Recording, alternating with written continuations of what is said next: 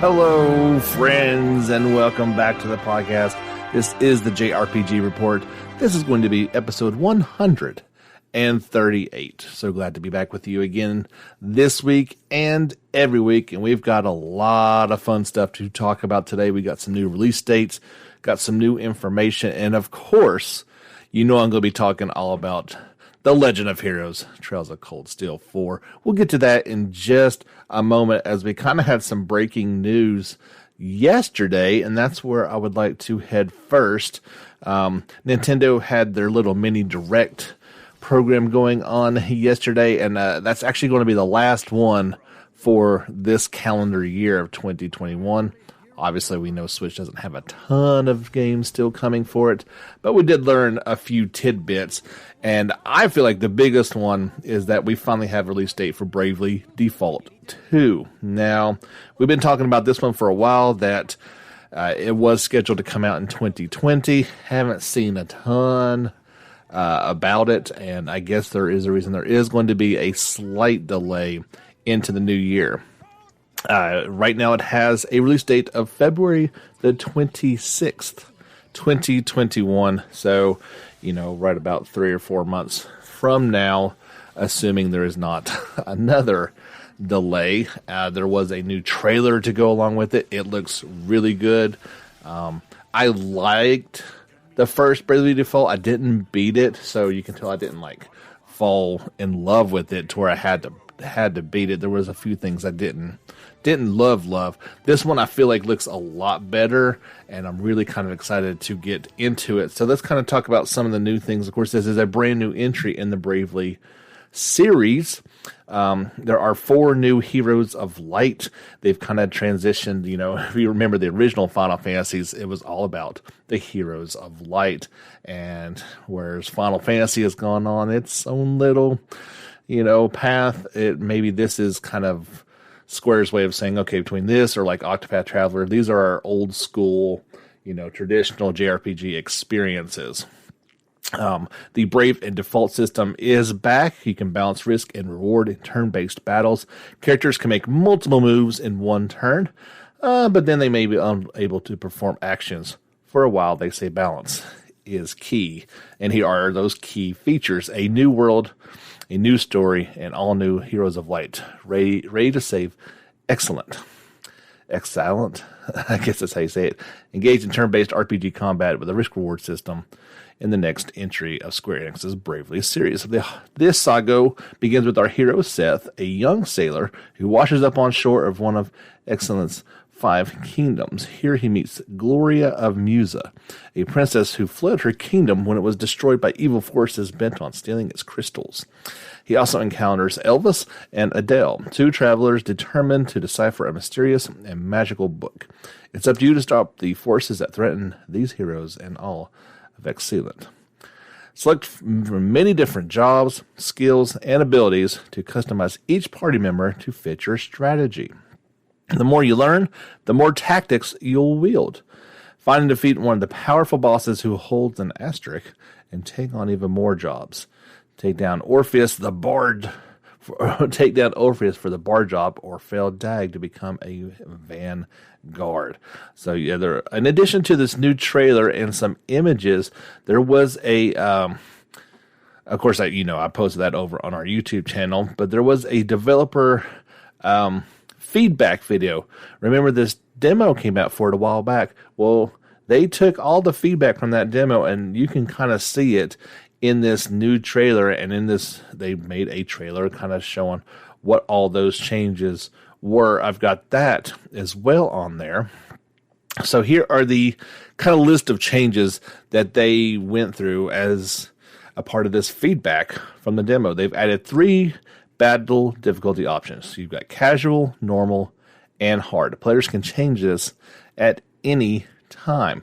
The developers are making sure the early stages of the game are more forgiving. Additionally, later stages and climactic boss battles will be challenging for everyone, regardless of the difficulty level. They've added turn order indications. A turn gauge for each character, similar to active time battle systems, will represent allies' turn orders. For enemies, exclamation marks will indicate which monster is about to attack. Developers noted they did consider implementing turn gauges for enemies too, but this would have skewed the battle balance a little too far in the player's favor. They've added the ability to skip battle intro scenes.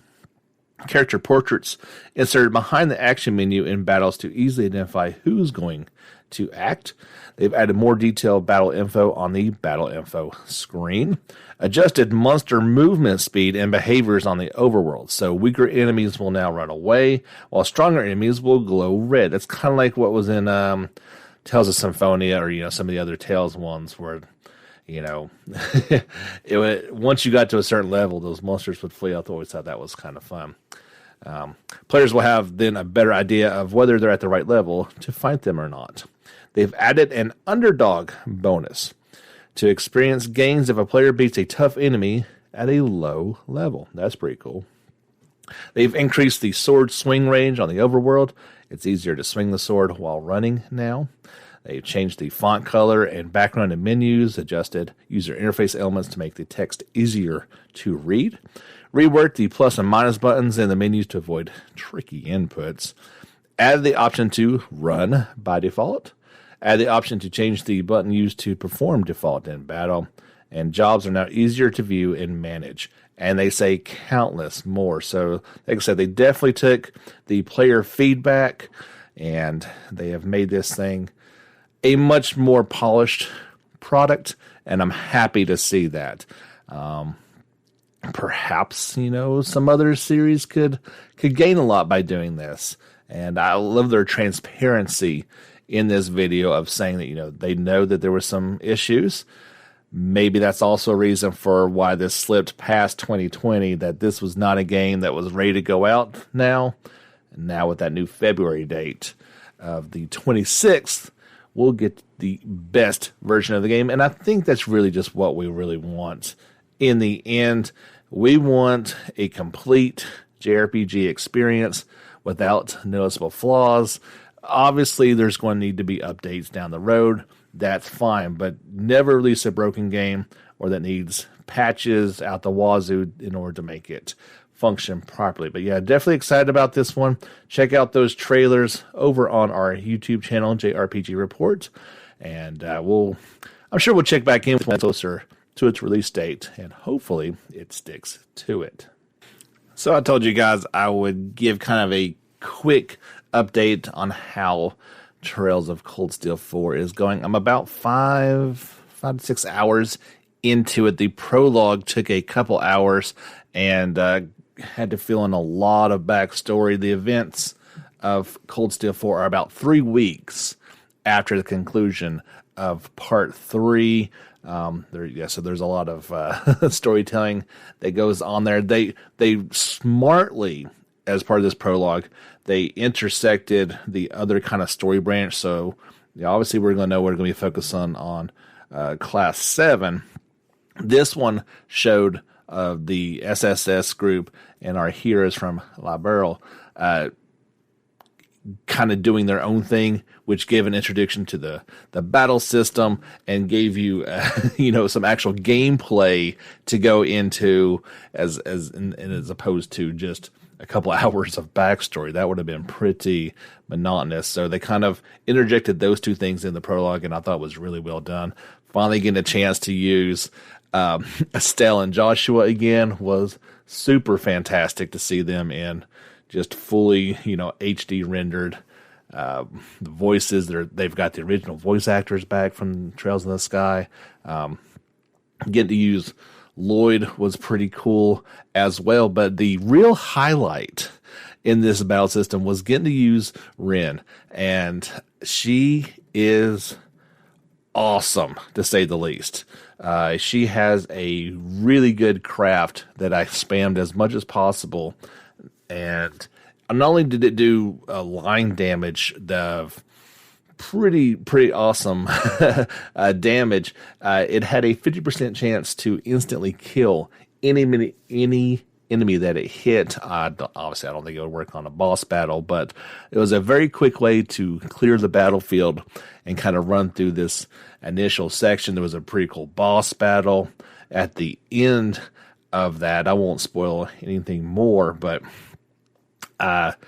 needless to say, it is going very well. I'm enjoying it immensely. It feels so surreal having this in my hands for some reason. I can't quite put my finger on why that is. Maybe just because it's been so long and I know it's the last one. Obviously there's another game in Hajimari after this, but we're going to get the conclusion. Like when I was playing through part 1 and part 2, you really have no idea how long this is going to go. You knew at a certain point there was going to be a 3 and maybe a 4 even, but knowing that the story ends this time is just, man, you feel kind of crazy to be honest with it. But the launch did not go smoothly. Now, we detailed the collector's edition issues. Those were resolved for North American users.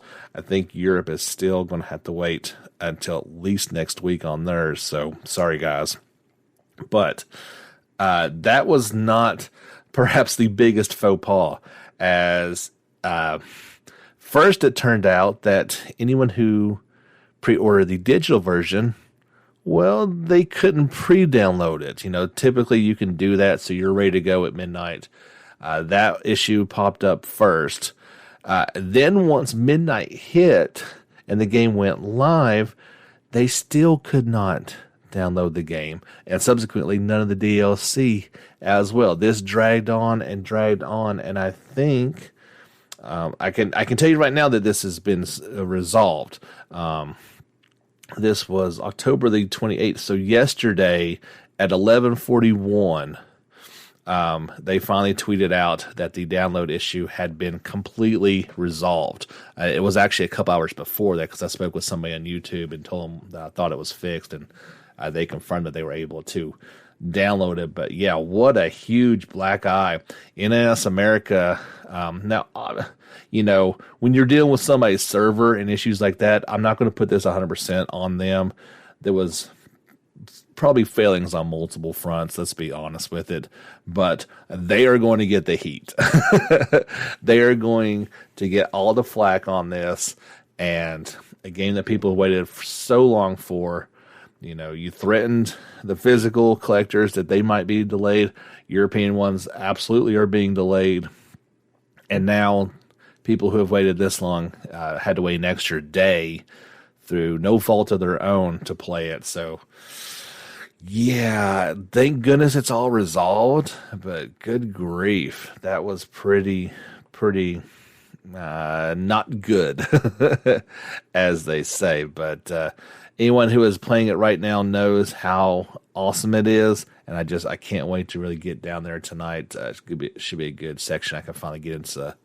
I think I've finally got past most of the heavy story stuff, and I'm going to be able to just kind of fight it out on some bad guys tonight. But kind of sad that the launch has been overshadowed by these technical problems, but it's just something you got to deal with. And I kind of joked around, I believe with Jake, there's like all the more reason to get physical copies of it. You usually don't have to worry about stuff like that, but typically these things don't happen. I don't recall hearing of such a thing before, but yeah, there was some other Falcom news, and we'll get into that in just 1 second. So a few months ago, Falcom had released both the Legend of Heroes Zero no Kiseki and Ao no Kiseki. They were kind of remakes of the PSP ports.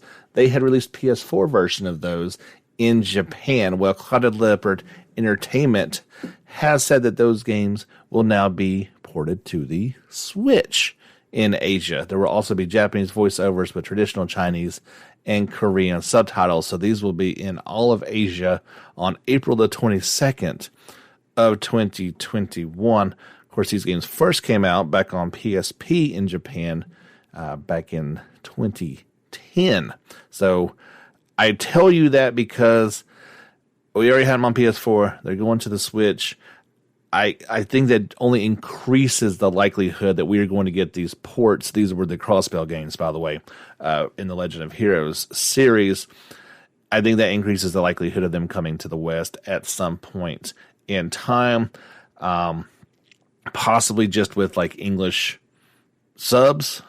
Like maybe we don't get an actual English, translation and dialogue and voiceovers, but I think it's better than nothing at this point. I didn't have voice in the Trails in the Sky series and still love them just as much. So, yeah, I'm kind of just telling you this as further hope that we do finally get these games over in the West.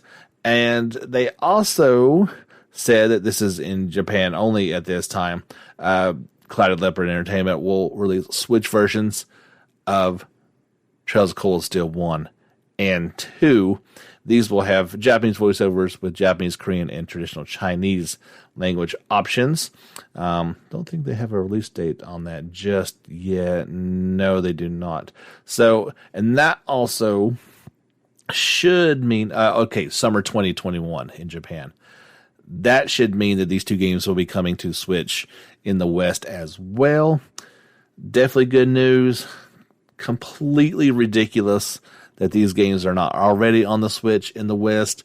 I really don't understand how not only is Part 3 already out, but you're looking at Part 4 being out as well before the first two games are out. Just kind of ridiculous, to say the least. But if you are a Switch owner, you should at least say, hey, maybe somewheres by holiday of next year or something like that, I may finally be able to play the complete series on Cold Steel. Really crazy, but that is the way things go sometimes. Got some new trailers to point your way over to our YouTube channel if you would like to check them out. First is we have a second official trailer for Disgaea 6, Defiance of Destiny. That one just popped out today, actually. And this trailer actually looks back at the 17-year history of the entire series, introduces the new unique systems of the series and new features along with it as well. This is a Japanese trailer, so you'll have to kind of just bear along, but you can at least look at it and tell how cool it is.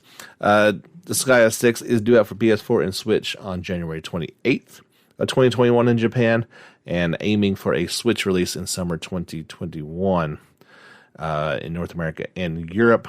Still no confirmation that's coming to PS4, but I cannot envision that it would not. That would make no sense whatsoever that it wouldn't, so you'll want to check that out, of course. Speaking of Switch, and this is not a JRPG, don't think that I'm talking about this way, but it is interesting. The other day, or actually I think yesterday, they put out a demo for the new Hyrule Warriors Age of Calamity. And the feedback was instantaneous. I actually got not just from the industry, I got a text from my brother last night. He had checked it out, and this was basically his message. He said, dude, download the demo. It's unplayable. There are frame rate issues out the wazoo. It just doesn't run on the system. And I'm just in shock because the industry has reported this as well. They said that the one guy that I said it worked better in docked mode. In handheld, it was completely broken, not even close to playable. His immediate response, my brother, was Switch needs a pro system immediately. And I responded back, they may just need a new system altogether. Like, I don't know if a pro would fix all these problems overnight. It would just kind of enhance things a little bit. It's just not good news. And this is not like this is a third party. I mean, obviously it is kind of third party since it's Koei Tecmo and Nintendo is publishing it, but it's still got Nintendo's name on this. This is the Legend of Zelda series.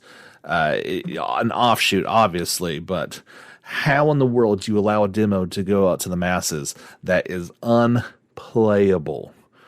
There's one thing to say that I need feedback from this demo. It's another to put out a game that's not playable as a demo.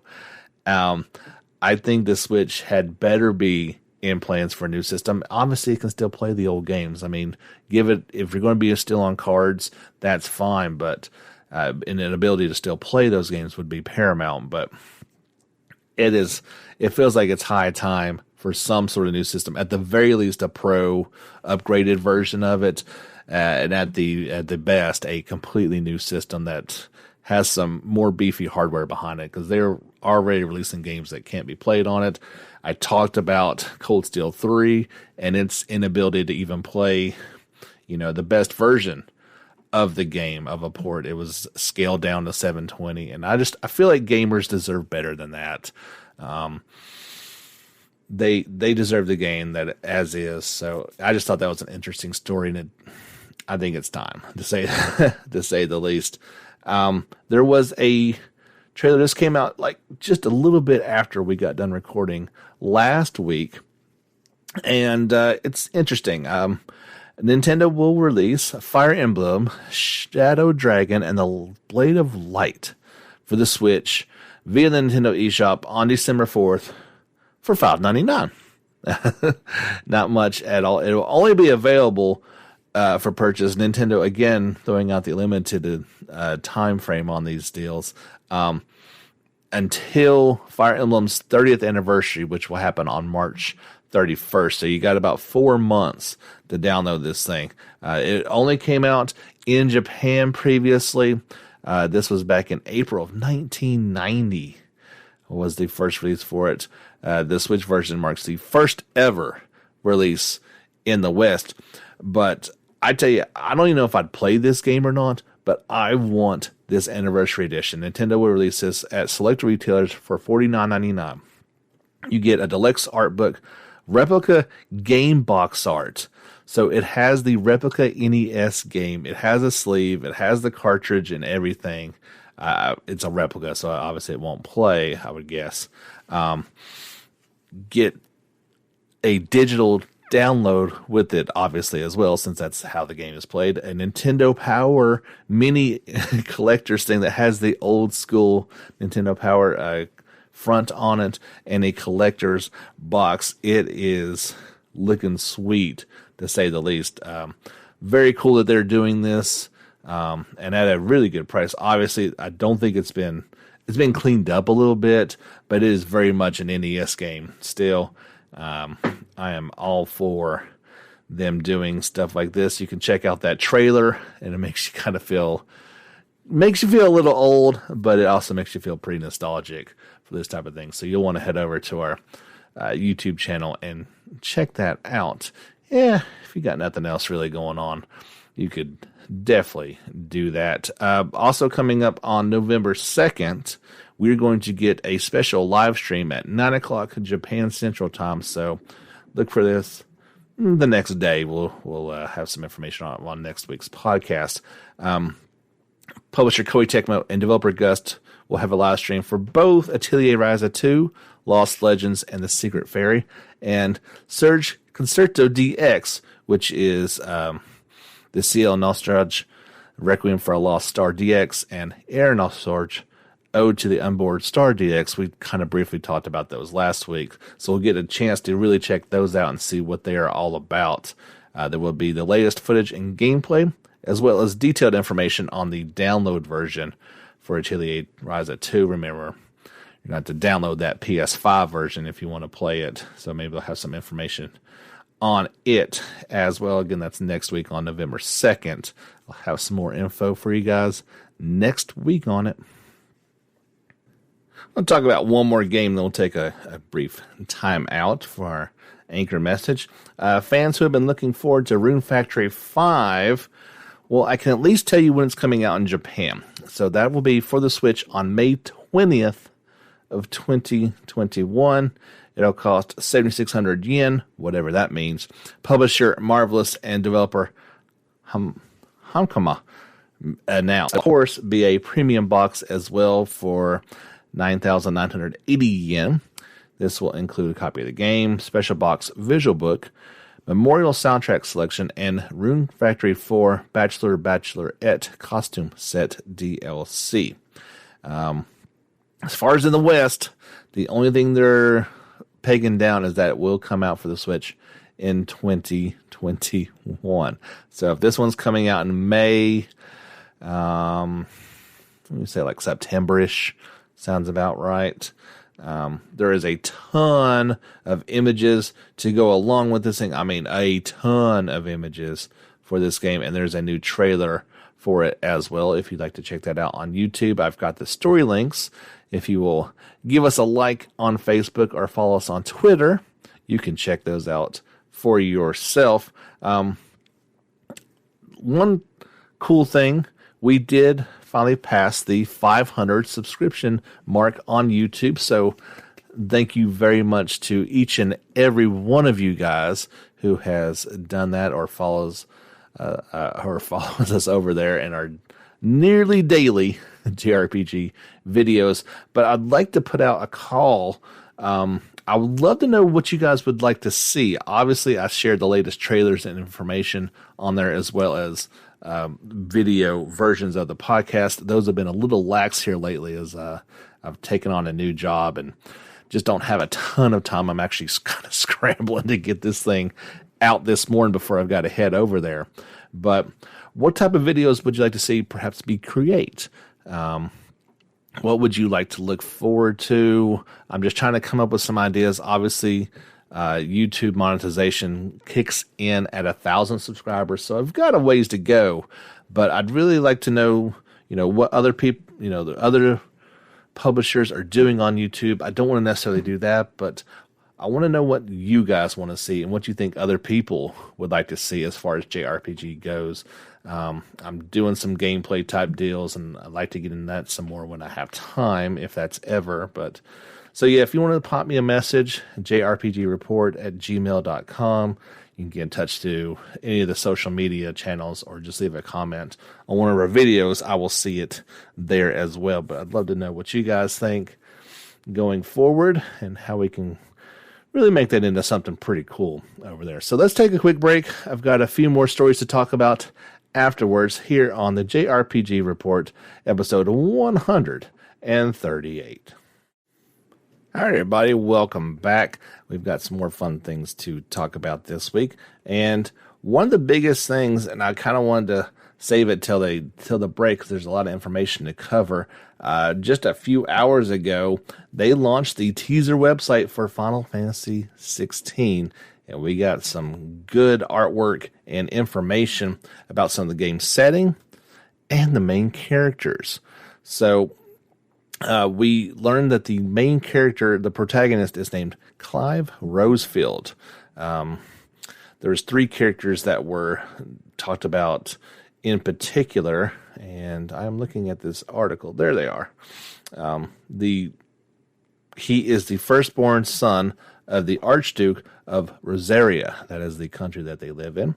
Though all expected him to inherit the Phoenix Flames and awaken as it's dormant. Remember in the trailer, that's what we saw, was a crazy Phoenix thing.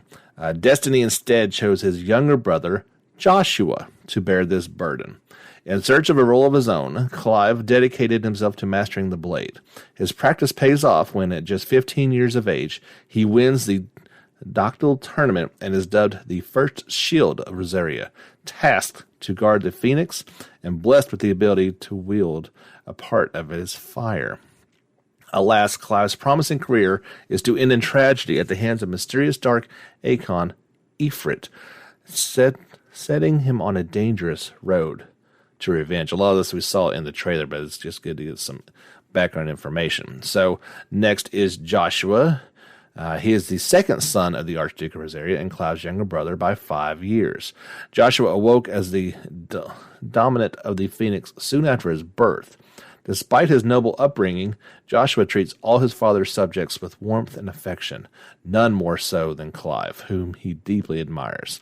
Joshua often laments that it was he, the frail and bookish younger son, who was granted command of the Firebird's flames, not his stronger, braver brother. While Clive will gladly throw himself into any danger, Joshua quails at the sight of a carrot on his dinner plate. But carrots are the least of his concern when he, too, is swept up in the tragic events that will change Clive's life forever. Lastly, we have a character called Jill Warwick. She was born in the Northern Territories. Jill was taken from her homeland at a tender young age to become a ward of Rosaria, securing peace between the two warring nations. The Archduke insisted that she be raised alongside his sons, and now, at 12 years of age, she is as much part of the Rosefield household as Clive and Joshua. Ever kind, gracious, and unassuming, Jill has become a trusted confidant to the brothers. So we've got information on those three characters. We also have a bunch of good images. I've shared this over on our Facebook and Twitter pages. You'll want to check that out. But we got information about the world that they live in. It's called Valencia. It is a land blessed in the light of the mother crystals. So these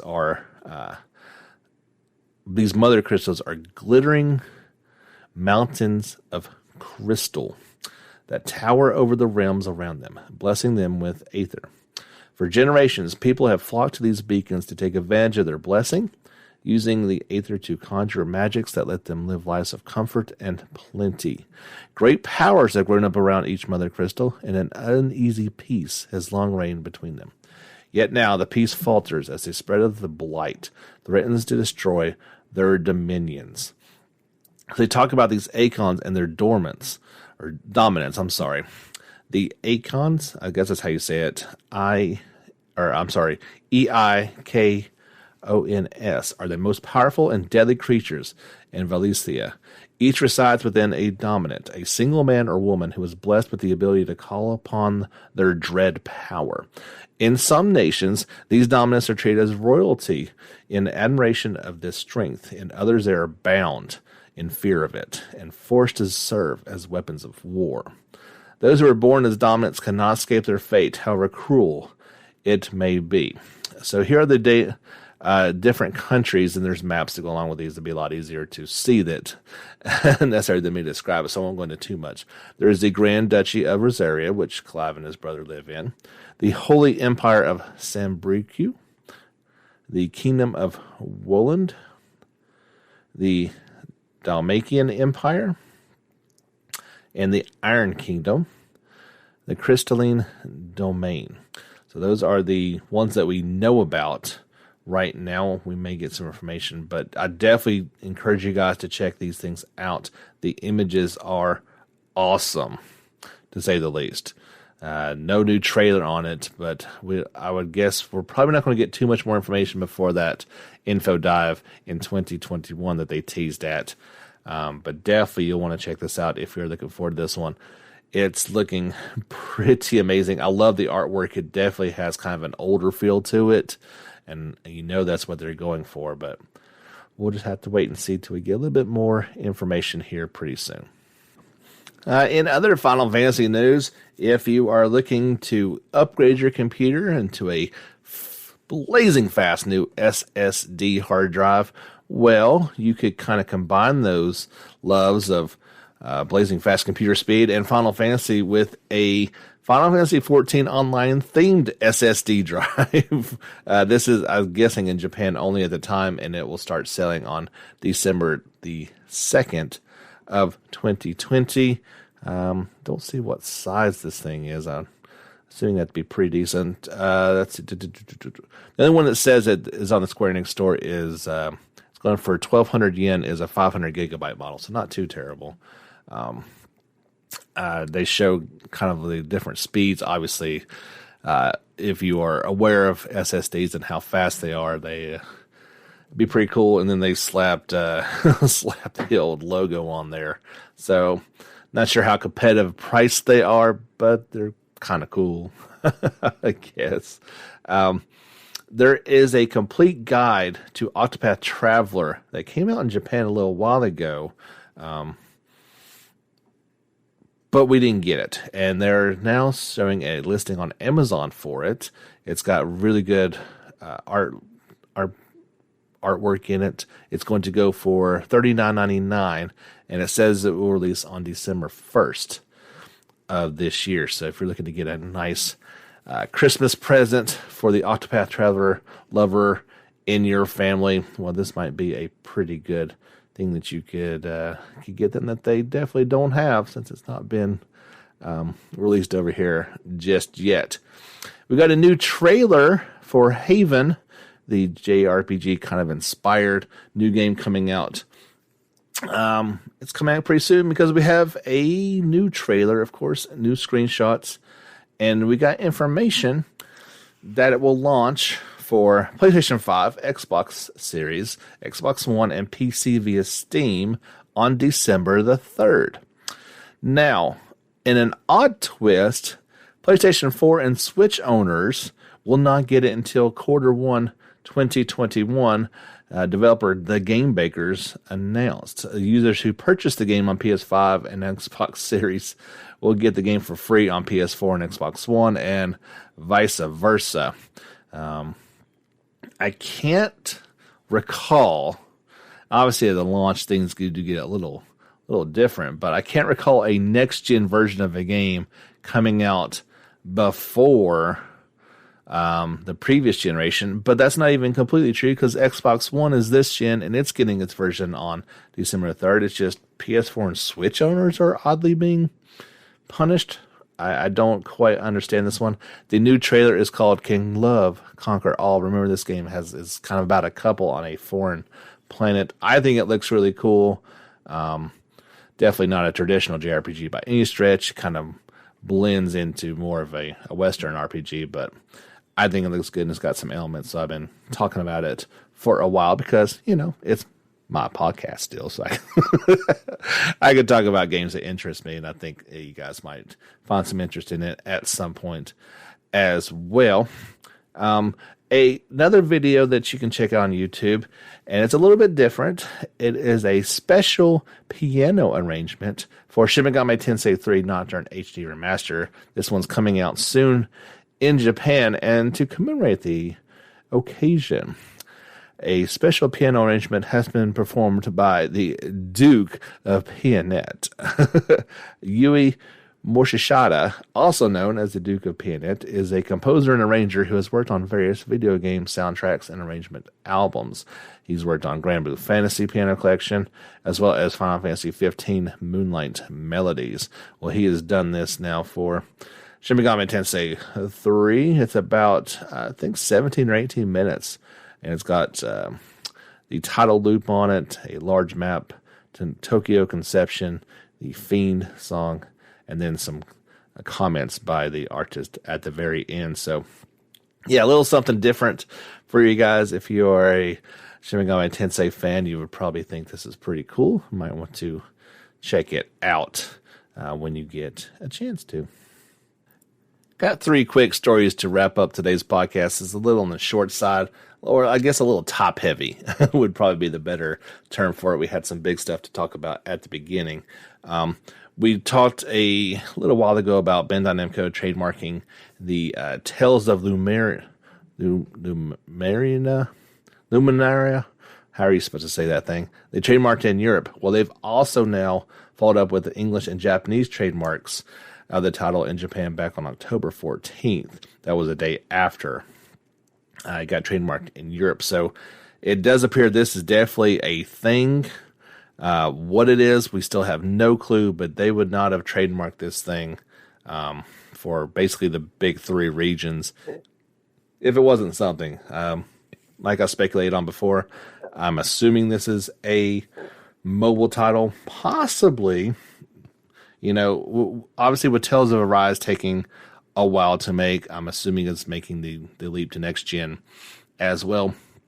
Maybe this is kind of like, maybe they're following the Square Enix route, and maybe they're going to make a kind of throwback game. Maybe something more like Vesperia or Abyss or, Symphonia. Something a little more simplistic and what older Tales of fans are looking for, and it comes out, for Switch or something like that. I don't know, just pure speculation. The money bet is on mobile, obviously, but we just don't know. As soon as we do know, I will, of course, tell you guys all about it.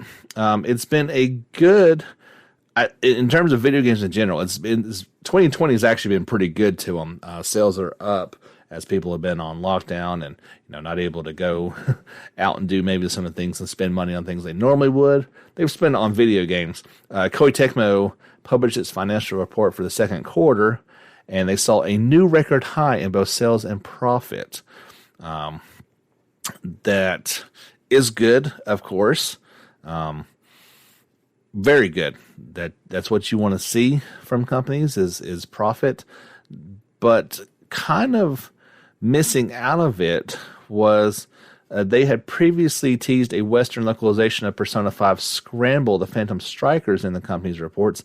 However, this latest report does not mention anything about its release.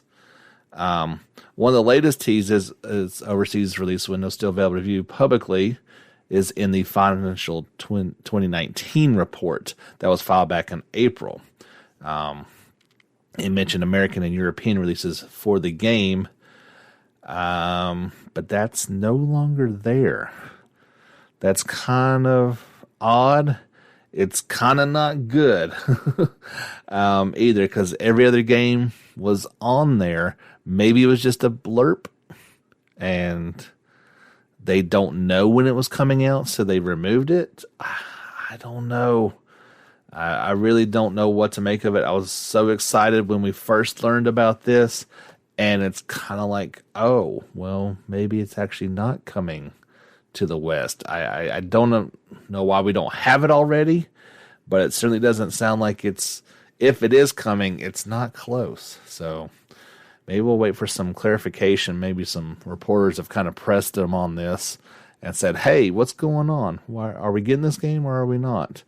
We just have to wait and see. Obviously, we've got tons of things to hold us over until then, but that's definitely one of the games that I was looking forward to as a current generation game. There's obviously some big stuff coming next generation that it has or has not been announced yet, but yeah, that one's kind of a bummer. So if I hear anything, I will surely let you guys know about it. That's about all I got. Don't forget, give us a like on Facebook, follow us on Twitter, subscribe YouTube, and if you are so kind and would love to support this podcast, I would love to receive your support for the podcast. You can do so via the links further down in the description. You can either do it through the Anchor app directly or Patreon. We are accepting supporters over there all the time as well. Whatever you'd love to give, I'd love to receive. It would help, make time for it.